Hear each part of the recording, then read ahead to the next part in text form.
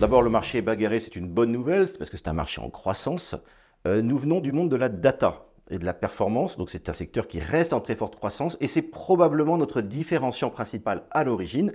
Après, notre projet est un projet qui a attiré d'autres entrepreneurs, comme évidemment Guillaume Mikowski sur Brainsonic, mais également Rich, mais également Converteo, qui est une très très belle société de data consulting, plus récemment Smart Traffic dans le monde du retail, plus récemment encore le Nouveau Bélier dans le monde de la créativité pour le retail. Donc nous avons été capables, je pense, et nous le gérons, d'attirer des entrepreneurs qui restent entrepreneurs et qui nous permettent d'avancer au rythme où avance notre secteur, c'est-à-dire à rythme effréné.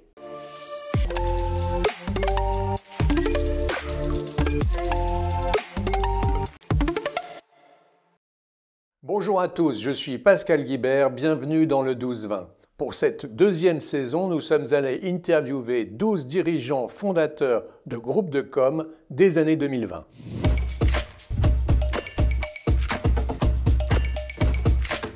Nous, on a un groupe qui a 50 ans. Donc en fait, on est sur une histoire familiale. Ça a été créé sous le nom France Abonnement, donc qui était à l'époque du marketing opérationnel, du marketing direct. Et puis progressivement, ça s'est transformé avec les outils modernes en data marketing. Et dans les années 2000, on a commencé à travailler non plus pour notre propre compte, pour constituer des portefeuilles, mais plutôt pour aider les marques. Et on a accéléré ces dernières années parce que nous croyons qu'il y a de la place pour un acteur comme le nôtre, capable de fédérer toutes ces compétences au service des marques qui ont de plus en plus besoin de marketing.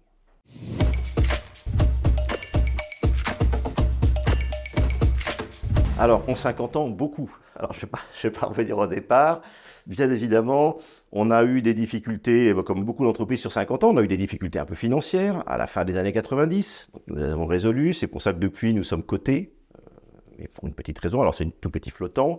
Plus récemment, on a eu le démarrage des acquisitions. C'est-à-dire quand Converteo nous a rejoints, donc Converteo, ils nous ont rejoints en 2014, c'était une quinzaine de personnes. Aujourd'hui, ils sont 450. Il y a eu effectivement des sujets transformants. Et puis après, comme dans les entreprises familiales, moi, je suis arrivé il y a 5 ans, prenant la suite de mon beau-frère qui dirigeait l'entreprise depuis 2005 et qui est tombé malade et qui est malheureusement décédé. Donc ça fait aussi partie des ruptures d'une entreprise. Mais comme toutes les entreprises familiales, des ruptures, nous cherchons à serrer les coudes et puis à repartir de l'avant.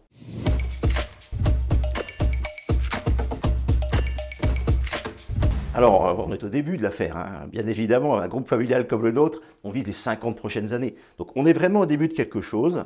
Nous souhaitons devenir un leader du data marketing en Europe et peut-être un peu plus loin demain dans le monde. Aujourd'hui, nous sommes présents en France, en Espagne, au Portugal, en Chine.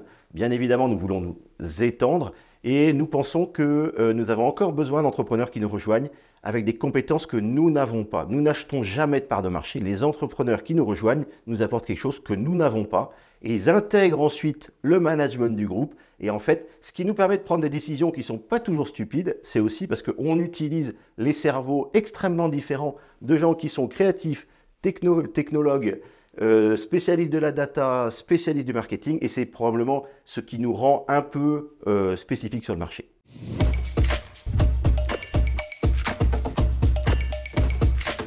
De fait, les entreprises qui nous rejoignent ou les activités qu'on crée, en gros, c'est de 10 à 150 personnes au démarrage. Après, ça peut grossir. Converteo, encore une fois, je mentionnais leur trajectoire exceptionnelle. En fait, la réalité, d'abord, je pense qu'il y a une histoire d'expérience. Il faut avoir une certaine expérience du management. Il faut comprendre que ce n'est pas parce qu'on est président ou qu'on est PDG, parce que je suis PDG, qu'on sait mieux que les autres. Alors, c'est encore plus simple parce que moi, ma vraie spécialité, ce sont les télécoms. J'ai bifurqué il y a quelques années, donc je sais que la compétence, ce n'est pas moi qui est la meilleure. Donc, il faut être capable d'écouter, être capable de faire travailler ensemble, de mettre en confiance. C'est probablement l'essentiel du travail.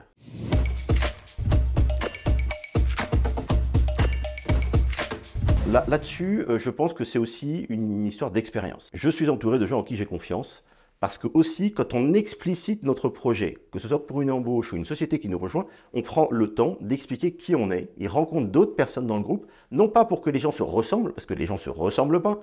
Encore une fois, entre un créatif et un ingénieur de développement, il y a comme il y a un petit gap. En revanche, qui partagent le même type de culture. Et sur la confiance, moi, comme beaucoup de chefs d'entreprise, je fais confiance a priori. Je suis très méfiant quand on m'a trahi une fois. Quand je dis ça, c'est très important. De la même façon, on a le droit à l'erreur. Parce que moi-même, j'ai plus 20 ans. Donc j'ai fait un nombre incalculable d'erreurs. Ce qui est important, c'est de ne pas faire 2 fois la même erreur. Si on fait une erreur, c'est qu'on s'est trompé, c'est qu'on a essayé, et c'est parfait. Si on fait 2 fois la même erreur, c'est qu'on aime ça, c'est un peu plus problématique.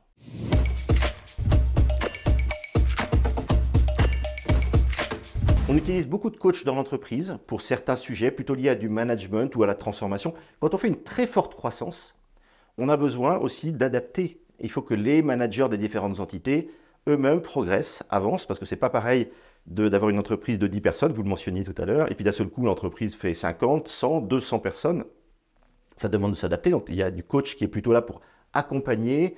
Après, quand je suis arrivé dans le monde du data marketing, qui n'était pas mon monde de départ, je me suis fait aider par des gens comme Jean-Claude Boulet, par exemple, qui m'apportait un vrai regard, une vraie vision.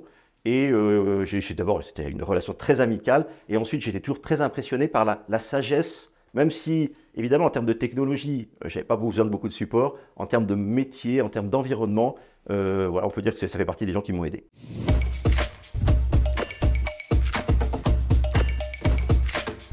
Alors, en 2073, personnellement, je ne sais pas très bien dans quel état je serai, on va être très honnête.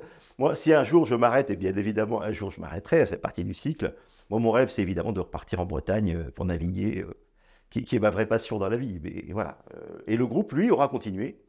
Il deviendra un groupe qui probablement aura légèrement pivoté. Encore une fois, on a déjà pivoté plusieurs fois, on est prêt à pivoter de nouveau.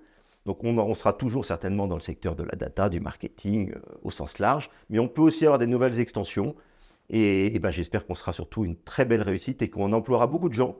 Parce qu'encore une fois, la vraie fierté d'un chef d'entreprise, c'est de se dire qu'il y a des employés, il y a des familles.